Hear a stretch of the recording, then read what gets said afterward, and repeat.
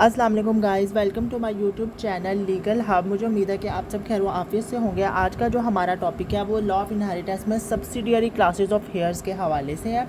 ठीक है, पहले हमने प्रिंसिपल क्लासेस इसकी पढ़ ली, अब जो है वो हमारे पास है subsidiary classes. If no member of three principal classes mentioned above exist, अगर पहले हमने जो बात की अगर उनमें से प्रिंसिपल क्लासेस में से अगर कोई मेंबर एग्जिस्ट नहीं करता, this state of deceased goes to subsidiary heirs, तो जो स्टेट ऑफ डिसीज़ है वो सब्सिडियरी हेयर्स के पास चली जाएगी, among whom each class excludes the next. ठीक है, आ गया सक्सेसर। इसमें नंबर 1 है सक्सेसर बाय कॉन्ट्रैक्ट। ये recognized by Sunni law. Sunni law जो है वो इसे रिकॉग्नाइज करता है, सक्सेसर बाय कॉन्ट्रैक्ट।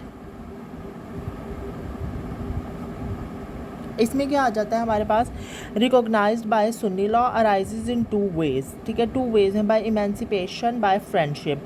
इमेंसिपेशन में क्या आता है, when a man emancipates his slave, वो कहता है कि जो former can inherit from later. ठीक है, फॉर्मर पहले वाला तो वो लेटर से इनहेरिट करेगा दूसरे वाले से, यानी इससे। तो लेकिन जो स्लेव है ये मैन से जो है वो इनहेरिट नहीं कर सकता अपने मास्टर से। This is no longer exist, लेकिन ये जो स्लेवरी का कॉन्सेप्ट है ये अब एग्जिस्ट ही नहीं करता in present day Muslim world में। ठीक है, तो बाय फ्रेंडशिप में क्या आ जाएगा, successor by contract is a person who derive his right of succession under a contract, जो कि फ्रेंडशिप में जो है वो अपना राइट ऑफ सक्सेशन ड्राइव करता है कॉन्ट्रैक्ट में विद डिसीज़ के साथ, in consideration of an undertaking given by him to pay any fine और ransom to which the deceased will become liable. कि मतलब अगर डिसीज जो था वो उसने कोई उसके पैसे देने थे, ठीक है, कुछ लायबल था वो किसी चीज़ के, तो फिर वो एज अ रैंसम के तौर पे जो है वो उसकी प्रॉपर्टी में से वो फोत हो गया, उसके बाद उसकी प्रॉपर्टी में से जो है वो उसको उसका जो भी उसके ऊपर लायबिलिटी थी वो पैसे उसको जो है वो उसके फ्रेंड को दिए जाएंगे।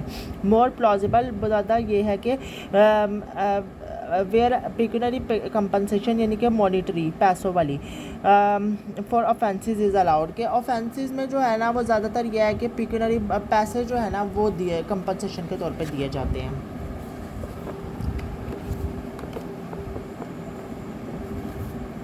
ठीक है, under criminal law.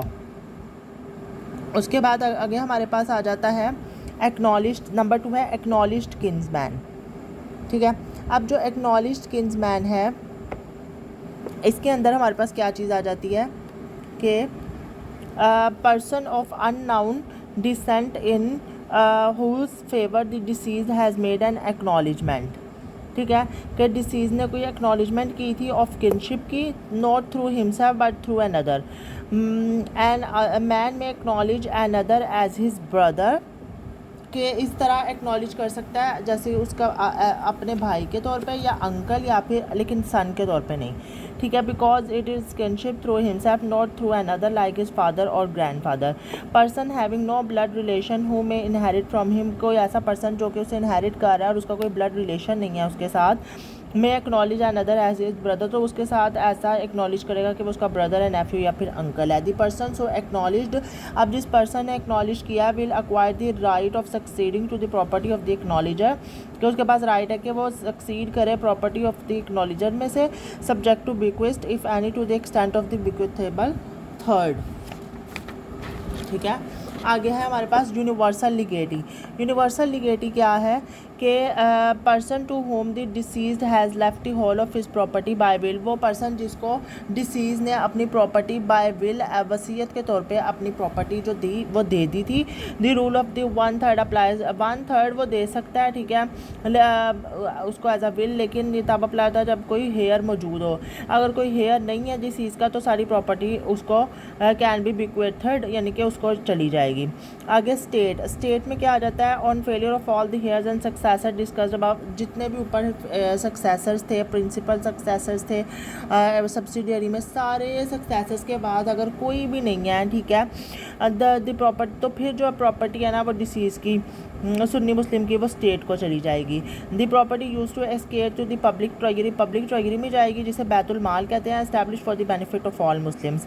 Property would escheat to the treasury of the establish government of the country, उस कंट्री की जो एस्टैब्लिश गवर्नमेंट है उसकी ट्रेजरी में, उसके खजाने में जाएगी, क्योंकि प्रेजेंटली कोई सेपरेट ऐसा इंस्टीट्यूट नहीं बनाया गया स्टेट ट्रेजरी की तरफ से कि exist in most of the Muslim countries, जो कि मुस्लिम कंट्रीज़ में एग्जिस्ट करता हो कि जो भी वो प्रॉपर्टी है वो उसके उस इंस्टीट्यूट में जमा हो जाए।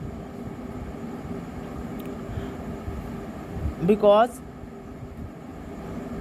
Presently no separate institution from the state treasury exist in most of the Muslim countries, कोई भी सेपरेट ट्रेजरी इंस्टीट्यूट नहीं है। Next, procedural law in Islam, supreme court, federal और provincial service tribunal, federal Shariat court, high court.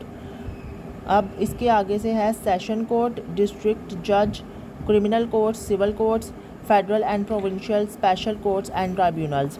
Federal और provincial special courts and tribunals में कौन कौन सी हैं? National tribunal relations commission, federal भी है, प्रोविंशियल भी है, if businesses in both. Labour courts provincial level पे, anti terrorism courts, anti corruption courts, FIA and immigration courts, accountability courts, banking courts, drug courts, special courts, court of narcotics substances, appellate tribunal for inland revenue, courts customs appellate tribunal, environmental protection tribunal, intellectual property tribunal. आ गया ombudsman. Federal ombudsman होते हैं federal tax ombudsman, insurance ombudsman यानी वफाकी Mohtasib, banking ombudsman और women ombudsman. ठीक है, तो सो गाइस ये जो था वो आज का हमारा टॉपिक था। मुझे उम्मीद है कि आपको समझ आई होगी और उसके अलावा चैनल को सब्सक्राइब करें ताकि आपको हर आने वाली वीडियो टाइमली मिल सके। Thank you so much.